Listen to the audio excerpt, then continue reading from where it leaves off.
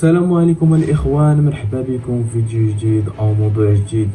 الأغلبية منكم عارف هادشي اللي وقع في المغرب البارح.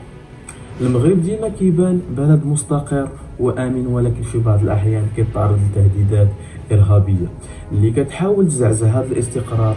والبارح الأجهزة الأمنية المغربية قدرت تحبط مخطط إرهابي واعتقلت مجموعة ديال المتورطين اللي كانوا ناويين يديروا عملية خطيرة. هذا التدخل السريع كيبان المجهودات الكبيرة اللي كدير الأمن باش يحمي البلد والمواطنين. من هذا الموضوع هو تسليط الضوء على الدور المهمة اللي كتلعبوا الأجهزة الأمنية في محاولة الإرهاب وكيفاش قدرت تسبق المخاطرة قبل ما توقع.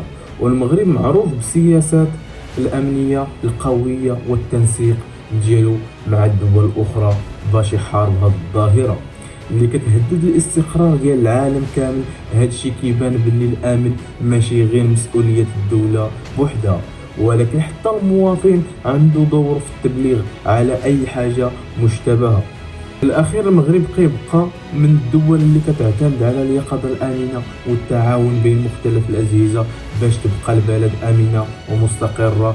والنجاح في الإحباط العمليات الإرهابية كيبان باللي العمل الاستباقي كيعطي نتائج إيجابية، وخاص كل مواطن يكون عنده الوعي الكافي ويعاون السلطات بالتبليغ على أي حاجة خطيرة باش نبقاو عايشين في بلاد آمن ومحافظة على الاستقرار ديالها.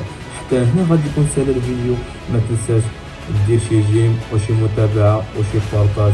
وتهلا.